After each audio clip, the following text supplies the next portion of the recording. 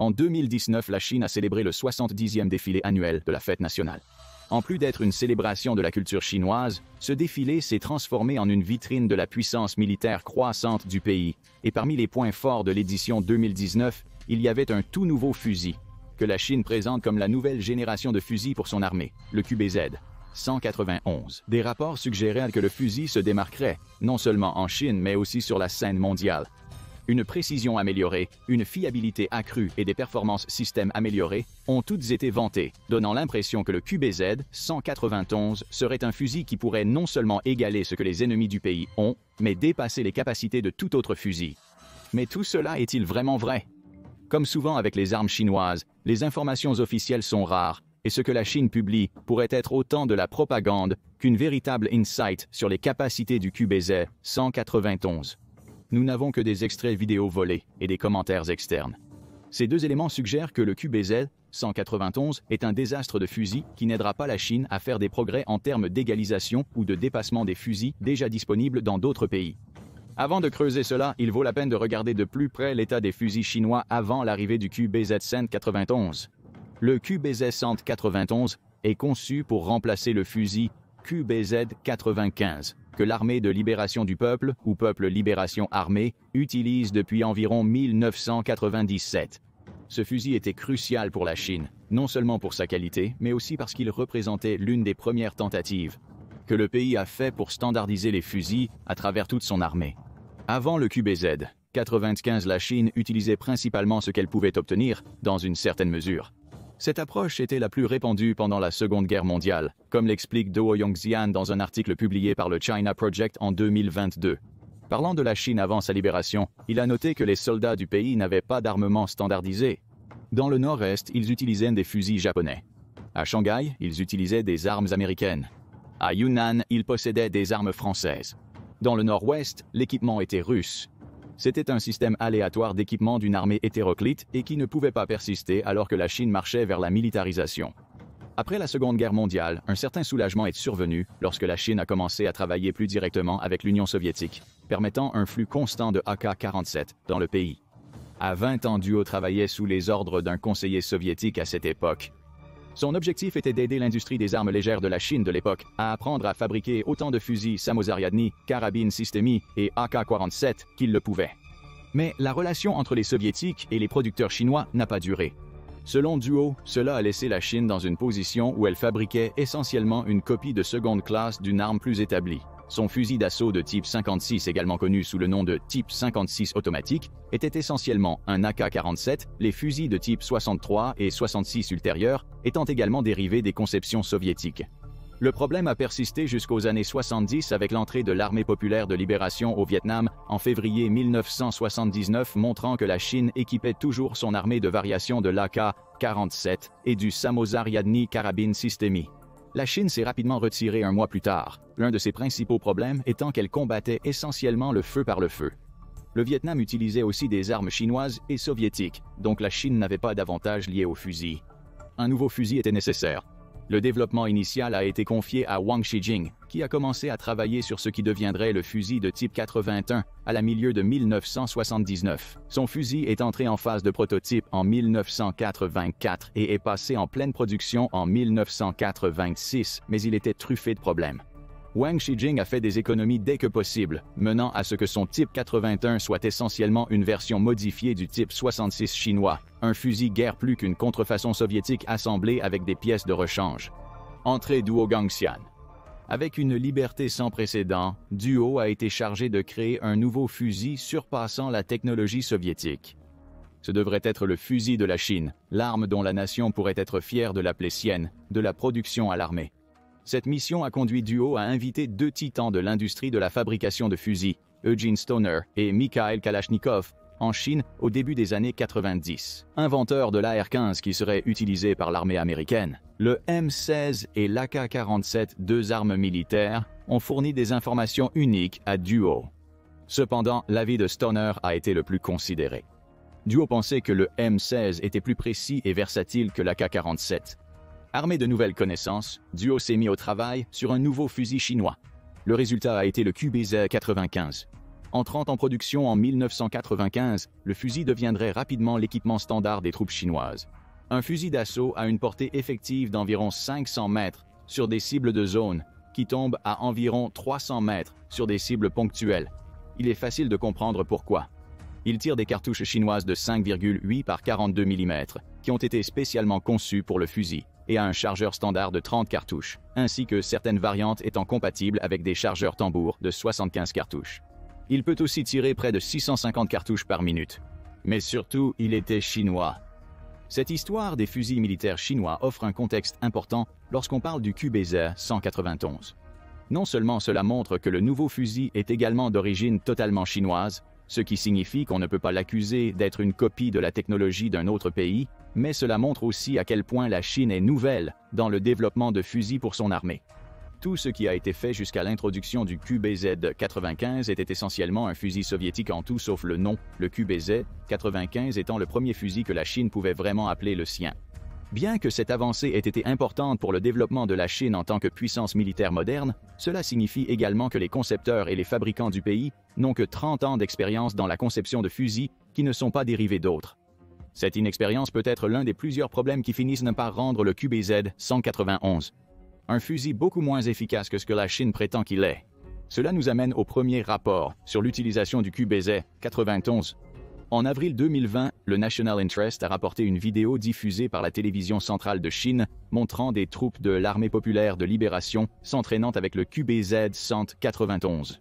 La vidéo représentait la première impression que quiconque avait en dehors de la Chine de l'arme après son introduction en 2019, mais elle offrait un aperçu de ce que le fusil offrirait à l'Armée populaire de libération une fois qu'il aurait officiellement remplacé le QBZ-95.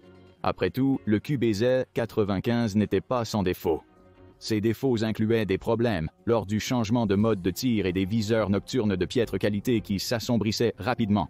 Ajoutez à cela un contrôle de qualité médiocre, et il était possible qu'un QBZ-95 qu'un soldat avait serait plus sujet à des problèmes comme l'enrayement que la version donnée à un autre soldat. Le QBZ-191 est censé remédier à ces problèmes. National Interest rapporte que la version carabine du fusil, le canon mesure 10-12,7 cm, mais la version pour l'infanterie l'augmente à 14-12,7 cm. Il existe aussi une version tireur d'élite du fusil, certainement avec un canon encore plus long. Il est également clair de voir l'inspiration tirée des itérations modernes du fusil AR-15, en plus d'un rail PICDIX-E, sur le dessus du QBZ-191 qui est clairement inspiré par les fusils européens d'aujourd'hui.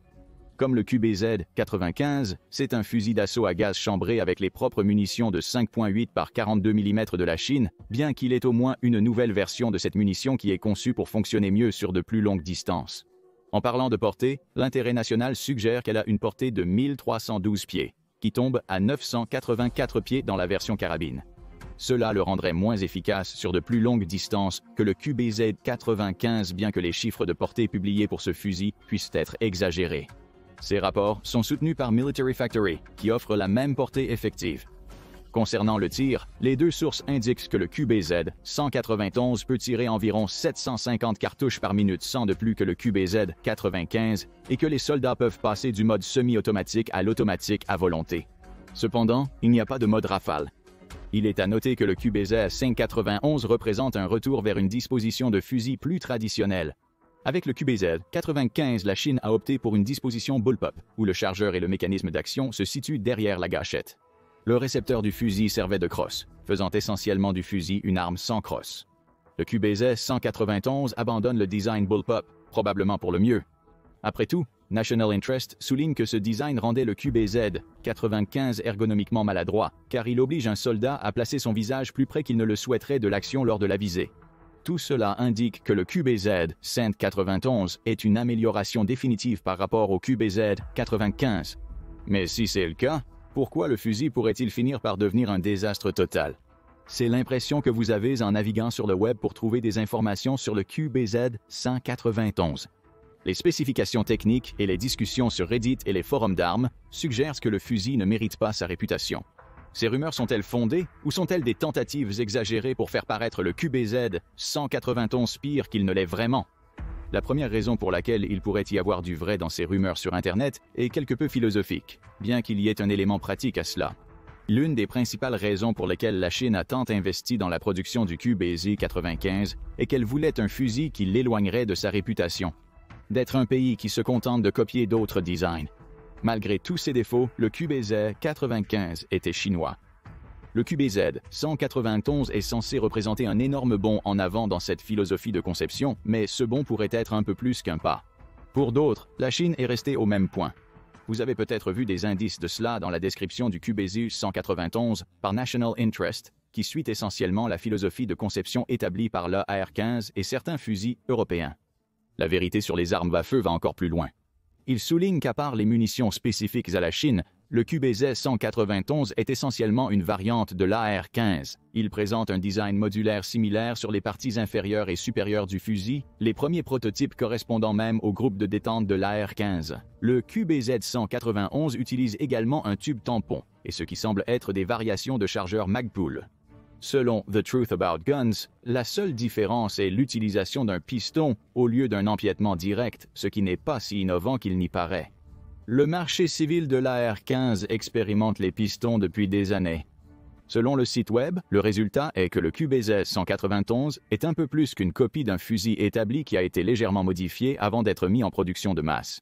Autrement dit, c'est précisément ce que la Chine faisait avec ses armes d'inspiration soviétique au XXe siècle, ce qui soulève des interrogations. Nous savons que les contrefaçons chinoises des armes soviétiques ont entraîné un manque de contrôle qualité à tous les niveaux. Les intérêts nationaux ont souligné que c'était même un problème avec le QBZ-95. Passer à la production de masse peu après l'introduction du QBZ-191 pourrait aggraver ces problèmes de qualité, bien que le fusil soit censé privilégier la qualité plutôt que la quantité. Il y a aussi le problème philosophique déjà évoqué. Peut-on vraiment considérer le QBZ-191 comme un fusil chinois? Pékin dira certainement que oui, mais ceux qui s'y connaissent souligneront ses similitudes remarquables avec l'AR-15 comme preuve que la Chine n'a pas du tout innové. Elle a pris ce qui existe, l'a modifié et l'a revendiqué comme sien. C'est là qu'un autre problème se pose. La Chine prétend que le QBZ-191 représente la prochaine génération de fusils. Cela peut être le cas pour l'Armée populaire de libération lui-même. Il utilise le QBZ-95 peu fiable depuis des décennies, donc le passage au QBZ-191 serait probablement considéré comme une amélioration massive si le fusil peut être à la hauteur de ses spécifications publiées jusqu'à présent. Le QBZ-191 étant très similaire à l'AR-15, il est évident que la conception du fusil n'a pas beaucoup évolué. En fait, le QBZ-191 pourrait être encore pire que le fusil qu'il copie. Après tout, le M16, la variante militaire de l'AR-15, a une portée efficace maximale de 1804 pieds. C'est près de 500 pieds de plus que le QBZ-191. Le point ici est que le nouveau fusil impressionnant de la Chine pourrait vraiment être un autre exemple du pays qui essaie de rattraper son retard. Supposons que l'intérêt national et la vérité sur les armes à feu doivent être crus. Dans ce cas, Pékin avait essentiellement construit sa propre version de l'AR-15 à un moment où les États-Unis remplaçaient activement la variante M16 de ce fusil dans son armée. En mars 2024, les États-Unis ont officiellement déployé le Sig Sauer XM250 chambré à 6,8 mm pour une plus grande portée et une létalité accrue. Contre les soldats en armure corporelle comparée au M16. La Chine tente de rattraper un pays qui est déjà en train de passer du fusil qui a inspiré le QBZ-191 à un autre. Certes, certaines de ces critiques peuvent paraître injustes. La Chine est loin d'être le seul pays à intégrer des éléments de l'AR-15 ou du M16 dans ses fusils, et elle ne sera probablement pas le dernier. Le problème est que la marche de la Chine vers la modernisation ne progresse pas assez rapidement avec un fusil qui semble être une copie proche du M16 alors que son principal concurrent est déjà en train de passer à autre chose. De plus, il y a la question des munitions. La Chine a longtemps proclamé que ses munitions de 5,8 par 42 mm sont supérieures aux munitions de 5,56 par 45 mm de l'Organisation du traité de l'Atlantique Nord, utilisées dans de nombreux fusils occidentaux.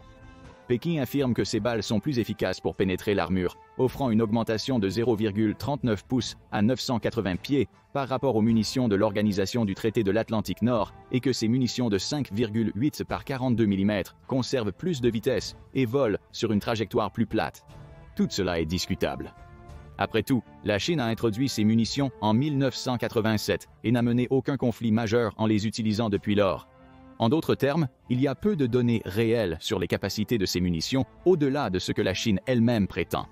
Ce manque de données ne prouve pas que le QBZ-191 n'a pas la puissance d'arrêt d'un fusil équivalent.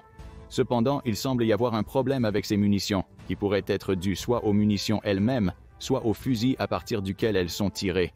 Des trous de serrure. En août 2022, une vidéo a fait surface sur le subreddit r/gun, montrant une équipe du Special Weapons and Tactics s'entraînant à utiliser le QBZ-191 dans une situation de nettoyage de maisons de tir. La vidéo donne un aperçu de la qualité des équipes du Special Weapons and Tactics en Chine, le nettoyage de la pièce semblant omettre certains coins. L'équipe semble errer de pièce en pièce, pointant leurs fusils sur des cibles prédésignées plutôt que de vérifier activement la pièce pour s'assurer qu'elle est correctement nettoyée. Cependant, le plus gros problème a été observé dans les cibles que l'équipe du Special Weapons and Tactics a tirées. À plusieurs moments de la vidéo, on voit l'équipe du Special Weapons and Tactics tirer sur des cibles en papier avec le fusil QBZ-191, ce qui est assez standard. Les tirs ont été effectués à environ 20 pieds, une distance standard pour nettoyer une pièce avec ce type de fusil, loin de sa portée maximale supposée. En négligeant la précision des tirs, car plusieurs balles ont manqué leur cible, des gros plans sur les cibles en papier ont révélé un autre problème potentiel. Chaque tour semblait trouer la cible en forme de serrure. Pour ceux qui ne savent pas ce qu'est le trou en forme de serrure, il se produit généralement lorsqu'une balle est instable, lorsqu'elle sort du canon d'un fusil, la conduisant essentiellement à tournoyer dans l'air plutôt qu'à tirer droit sur sa cible. À une distance de 20 pieds, l'impact de ces chutes est négligeable. La balle devrait atteindre sa cible si rapidement qu'il n'y a pas de problème. Mais sur de plus longues distances, une balle qui tournoie crée de gros problèmes. Comme la balle tourne essentiellement dans l'air, elle perd les qualités aérodynamiques qui lui permettent de maintenir sa vitesse et sa précision sur une distance. Imaginez que vous lancez une fléchette dans le sens inverse. La conception de la fléchette n'est pas adaptée à ce type de lancer. Vous devrez donc générer plus de puissance pour atteindre une cible que si vous la lanciez correctement. D'après la vidéo, cela semble être ce qui se passe avec les munitions de 5.8 par 42 mm tirées du Qingbuqiang, un 9-1. La question est maintenant simple. Pourquoi cela se produit-il? Il pourrait y avoir plusieurs raisons. Les amateurs de fusils les plus généreux pourraient suggérer que l'équipe Special Weapons and Tactics chinoise a utilisé des munitions d'entraînement plutôt que de vraies munitions de 5,8 par 42 mm. C'est une possibilité. Les munitions simulées diffèrent des vraies, mais c'est difficile à déterminer seulement avec la vidéo. Une autre possibilité est qu'il y ait des problèmes avec le QBZ-191 lui-même. Gad Daily a fait une analyse approfondie de la vidéo, suggérant que les tours à clé pourraient indiquer un canon non rayé, ou du moins un rayage qui ne correspond pas au poids du projectile tiré. Chaque problème pourrait causer un déséquilibre, suggérant que les QBZ-91 de la vidéo ont été précipités en production ou peu contrôlés, déviant probablement les trajectoires des balles par manque de qualité de fabrication. Un problème ancestral refait surface en Chine. Si c'était vraiment un problème de fusil, la Chine a beaucoup de travail à faire pour standardiser la production du QBZ-191, en s'assurant qu'il atteint un niveau de qualité suffisamment élevé avant de pouvoir commencer à équiper les soldats avec. Après tout, les échecs du contrôle de qualité auraient un impact massif sur le champ de bataille. Les balles qui tombent des fusils réduisent massivement la pénétration, rendant l'un des avantages supposés des balles de 5,8 par 42 mm caduques, ainsi que la réduction énorme de la portée effective du fusil. Cependant, il est possible que ce soit vraiment les balles. Selon certains, l'utilisation de balles en caoutchouc par le Special Weapons and Tactics pourrait expliquer le tumbling. De plus, un test de portée du QBU-191, la variante de tireur d'élite désignée du QBZ-191, sorti en août 2022, ne semblait montrer aucune preuve de tumbling. Cependant, cela n'élimine pas la possibilité de problèmes de contrôle de qualité, qui pourraient affecter le fusil lorsqu'il est déployé en masse. En parlant du déploiement du QBZ-191, la Chine a un autre problème à affronter, la taille pure de son armée. Malgré tous ses défauts, le Qingbuqiang 95 est une arme assez bon marché à fabriquer. La version du fusil QBZ-95 coûte 4300 yuan, environ 600 $ selon les taux de change actuels à construire. Ce faible prix est crucial vu la taille de l'armée chinoise. Elle compte 2,035 millions de membres, selon Global Firepower, ainsi qu'environ 500 000 réservistes. Les équiper tous de Qingbuqiang 95 a coûté environ 1,52 milliard de dollars avant de prendre en compte les munitions. C'est un investissement substantiel. Il n'y a pas de données sur le coût de construction du QBZ-191, mais on peut supposer qu'il coûte plus cher que le Qingbuqiang 95. Le rééquipement de toute son armée avec ce fusil coûte probablement à Pékin plus de 2 milliards de dollars.